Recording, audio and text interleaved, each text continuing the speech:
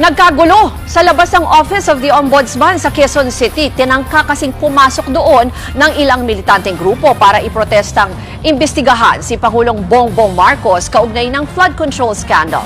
Para sa detalye mula sa Quezon City, nasa linya po ng telepono si JC Cosico. JC, sino-sino bang grupo ang mga nagprotesta dyan at ano ang panawagan nila? Ruth, iba't ibang grupo mula nga doon sa kilos ng Bayan kontra Kurakot ang nagkilos protesta dito po sa Office of the Ombudsman kanina. Sigaw nila panagutin ang lahat ng sangkot sa korupsyon sa gobyerno sa gitna po ng ESU sa maanumalyang flood control project. Sinubukan makapasok ng mga grupo sa tanggapan ng Ombudsman para sa kanilang kilos protesta. Pero ang mga nakaantabay na pulis, pilit sila pinigilan na makalapit sa gate. Hindi naman po nagpaawat ang mga rallyista. Hindi tuloy na iwasang magkatulakan habang patuloy ang pagsigaw nila sa kabilang mga panawagan. Nag-spray paint pa nga sila doon sa mga larawan ni President Bongbong Marcos, VP Duterte at Ombudsman Remulla, pati na rin po doon sa logo ng isa sa mga top contractors sa maanumalyang flood control projects.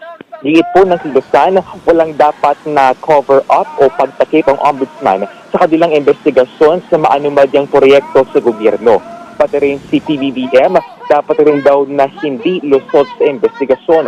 Bago mag-alas 11 ng umaga, maayos namang natapos ang pagkilos sa mga grupo sa Ombudsman. Narito po ang kanilang mga pahayag.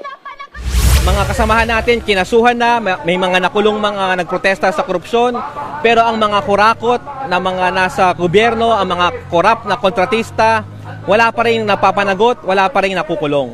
Bukas po, anniversary ng Yolanda. 12 years later, bulok pa rin ang ating sistema. Marami pa rin ang namamatay dahil sa mga kurakot sa pamahalaan. Ruth, dahil na nga sinabi ni Ombudsman Remulla na wala silang sasantuhin sa investigasyon nga sa flood control projects kahit pa kaalyado ng Pangulo masangkot.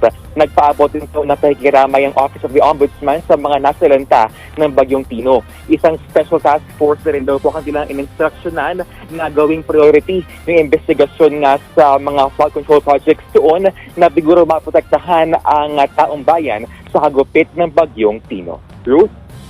Yan po ang Express Report ni JC Cosico mula sa Quezon City.